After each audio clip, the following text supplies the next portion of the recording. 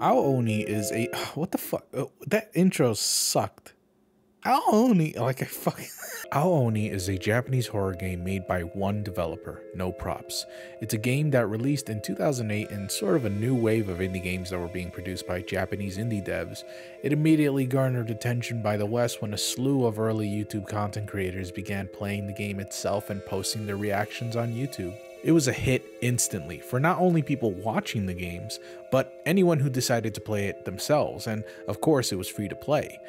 Though you probably wouldn't know it just by looking at it, it did have a lot of people scared for their lives when they first started playing the game, and honestly, looking back on it, the game is shockingly simple. Like, no joke, there's no real story to speak of, just a bunch of school kids find a haunted house and dare themselves to go in, then they get locked inside, and then they're gone, and now you have to look for them. There is some side content here and there with this bizarre South Park Easter egg and this other Easter egg that features the fan translator, but other than that, it's really simple gameplay.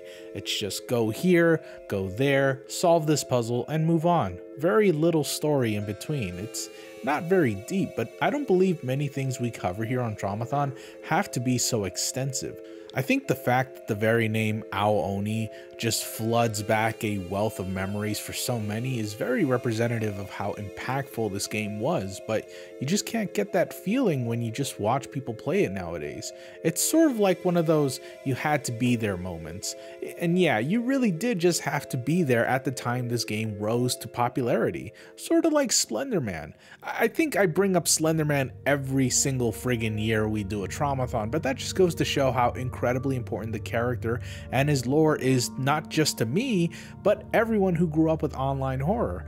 Despite this, I know he's not just as big as he used to be, and that's due to the fact that his popularity is just a freeze frame of something larger during the early 2010s when he originally rose. Similarly here, the blue demon from Aoni, which I mean that's what Aoni literally translates to, is such a horrifying sight to us who grew up with it, but to those who didn't, well, he might be a little funky looking, huh? Like, he's a little weird, I don't know. He's surreal though, especially when paired with the main characters who are very anime-esque designs, and here we have this meme of a man just chasing you down like fucking Mr. X.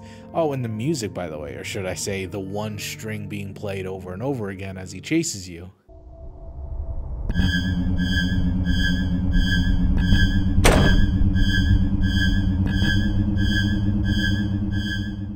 Is pretty fucking freaky, especially since he's so goddamn fast for a guy his size. It reminds me of the Psycho theme too, which is dreadful all on its own. Deeper into the game, you'll eventually come to this room where you see multiple Aonis, and it's like, okay, I remember seeing this first when I saw PewDiePie play this game, and I remember thinking that it was funny to look at, but scary and unnerving in a way. Does that make sense? I just think it's so surreal that we're being haunted by this uncanny and freaky looking demon creature, and yet here's a dozen of them lifting weights and being all around weird. I don't know, it just gives me the creeps. It's like if you saw a dozen Michael Myers at a gym, one of them is lifting weights, the other's watching TV, and others looking up hentai on his laptop. It's a funny image, no doubt, but something about it is creepy nonetheless. At any rate, Aoni later received updates, not only by the original creator, but by several fans as well, and I'm not going to get too deep into those as I feel the changes ultimately do a disservice to the original vibes of Aoni, and there's just so many different updates made by so many different people that it's just kind of hard to determine which one's which, and it just gets sloppy. Either way, this showed just how big the game got, that fans were making their own versions, in fact their own spin-offs of the entire game, some arguably even better than the original, which helps because, well, like I said, the original is very simple, to put it nicely. I mean, the story's barely there, and the gameplay ain't much to write home about. I do like this one part where a character who you thought was dead comes back and is part of your party now, only for you to look into your party screen and oh shit, he's an Aoni, and that's kinda cool, and it adds so much to the story by showing instead of telling.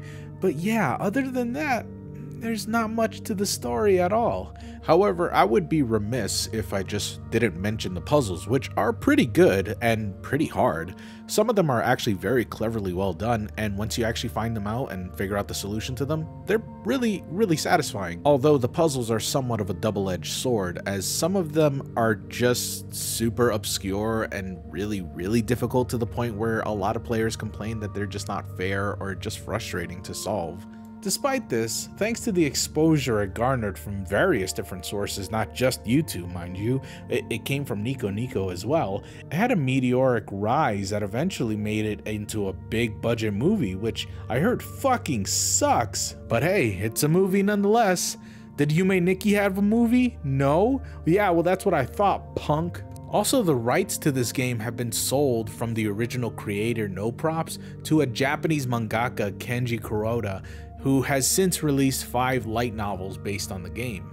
Ever since then, however, the Aoni craze actually died down faster than any other indie horror game of that era, at least from my frame of reference anyways. I see more people talking about Yume Nikki than I do hear them talk about Aoni. It did seem like sort of a blip, didn't it? Like with Yume Nikki's case, I remember even years after its initial popularity, there was still people playing the game and talking about the game more than Aoni, and I wonder why that is. Well, I guess it just goes to show that sometimes certain pieces of media just last longer than others. But this should never mean that the impact of those long forgotten pieces of horror are dull. They're just hidden now. And as always, it's up to you to keep these precious forgotten pieces of media close to your hearts. Because in the end, we remaining few are often all that's left of a certain horror franchise's legacy.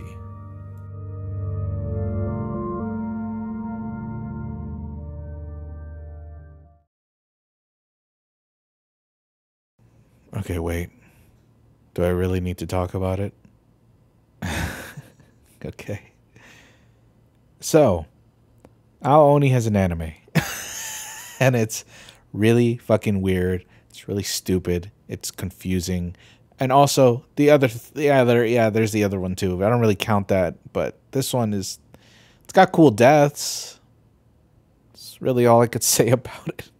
But the one thing I really didn't want to talk about, but I have to because it's Aoni related. There's a fucking mobile game.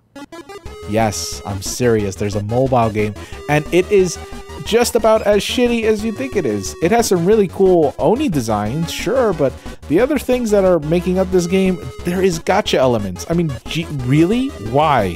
Why? And how much of this game can you really just play for that long? Is it like, what? There's why would you put gacha in Aoni? So, am I wrong? Is this actually super popular, but just like in Japan only? Because I've never heard shit about this game until, like, you know, when I had to do research for this video, and I found out there's 2 Aoni sequels. Really? Why? That are all mobile games. They're all the same, by the way. Just more gacha shit. What in the fuck? Anyways, that's it. I don't have much to add. Stupid.